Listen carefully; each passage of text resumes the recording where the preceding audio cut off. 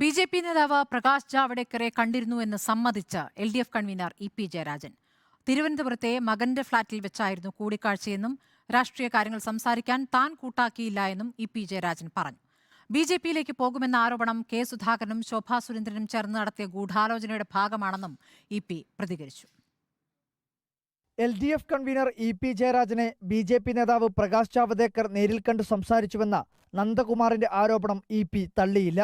തിരുവനന്തപുരം ആക്കുളത്തെ മകന്റെ ഫ്ളാറ്റിൽ മുന്നറിയിപ്പില്ലാതെ ജാവ്ദേക്കർ എത്തിയെന്നും രാഷ്ട്രീയ കാര്യങ്ങൾ ചർച്ച ചെയ്യാൻ താൽപര്യം പ്രകടിപ്പിച്ചെങ്കിലും താൻ കൂട്ടാക്കിയില്ലെന്നും ഇ.പി. വ്യക്തമാക്കി.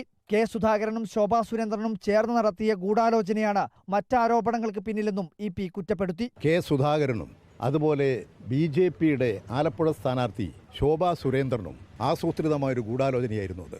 അതിൽ എൻ്റെ പേര് വലിച്ചഴച്ചു. തെരഞ്ഞെടുപ്പിൻ്റെ അവസാന നിമിഷങ്ങളിൽ മറുപടി പറയാൻ സമയമില്ലാത്ത സമയത്ത് സുധാകരൻ്റെ മേലെയുള്ള ബി.ജെ.പിയിലേക്കുള്ള പോക്കിനെ ലഘൂകരിക്കാനുള്ള ഒരു ശ്രമം നടന്നു. ഒരിക്കൽ പോലും ശോഭാ സുരേന്ദ്രനുമായി നേരിട്ട് സംസാരിച്ചിട്ടില്ല.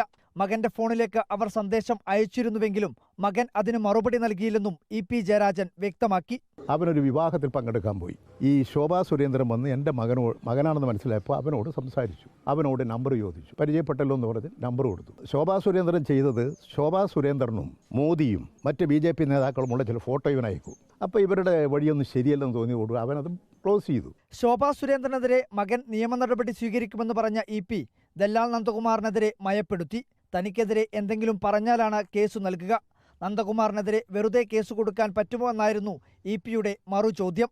റിപ്പോർട്ടർ, കണ്ണൂർ.